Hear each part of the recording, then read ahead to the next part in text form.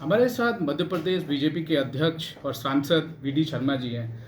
Sir, budget का आज जो शुभारंभ हुआ, मैडम निर्मला सीतारमण जी ने कहा कि ये 2025 है, एम है 2047। क्या कहेंगे आप, और क्या बजट में आपके लिए क्या मुख्य बिंदु हैं? 2047 के विकसित भारत के अटल संकल्प की आकांक्षाओं को पूरा करने वाला बजट है और इसलिए माननीय प्रधानमंत्री जी का विजन है कि 2047 का विकसित भारत, उसकी पृष्ठभूमि इस बजट के माध्यम से तैयार माननीय प्रधानमंत्री जी के नेतृत्व में हुई है।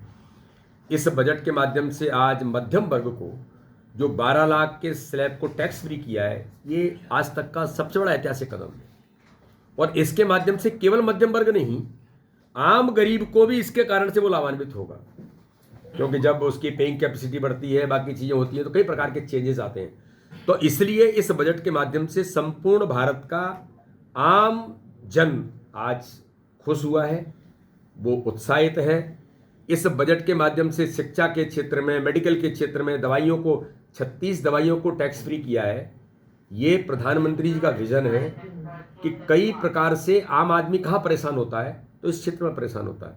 मेडिकल के क्षेत्र में 75,000 सीटें 5 वर्ष में बढ़ाएंगे, IIT की 75,000 सीटें बढ़ाएंगे, स्कूलों के क्षेत्र में कई प्रकार की चीज़ें नई तकनीक से युक्त हमारे स्कूल एजुकेशन को करेंगे।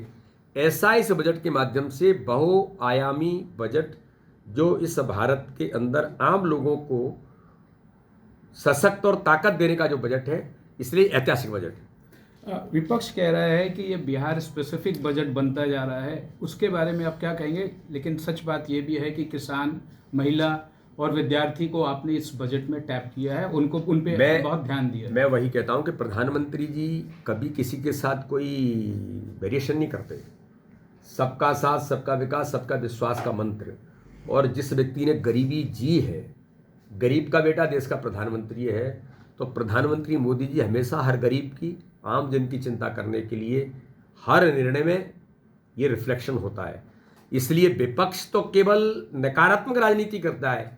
वो कहना कि बिहार को जो दिया वो नहीं देना चाहिए, उसको बोलना चाहिए, विपक्ष को बोले ना, लेकिन बिहार को दिया है तो नॉर्थ ईस्ट को भी दिया है और पूरे क्षेत्र के अंदर हर संपूर्ण भारत का समग्र विकास कैसे होगा, ये इस भारत के अंदर किसी ने किया है तो प्रधानमंत्री नरेंद्र मोदी जी ने किया है।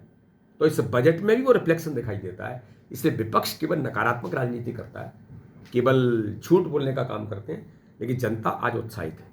दिल्ली में आपने बहुत भ्रमण किया, बहुत जगह आप गए, क्या आपको लग रहा है दिल्ली में केजरीवाल जी के लिए बीजेपी इस बार खड़ी उतरेगी और जीत पाएगी? मैं दिल्ली के अंदर गया हूं, दिल्ली में मोदी में दिल्ली हो गई है।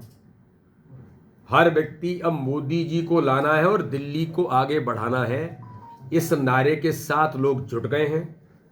और ये झूठ बोलने वाली ताकतें, दोहरे चरित्र की ताकतें, भ्रष्टाचार में लिप्त केजरीवाल को जनता इस बार जमानत जब्त कराई केजरीवाल की, और ऐतिहासिक विजय मोदी जी के नेतृत्व में दिल्ली के इस चुनाव के अंदर होगी। बहुत बहुत धन्यवाद। विद कैमरा पर्सन दीपक, प्रणव प्रखर reporting for vision television world.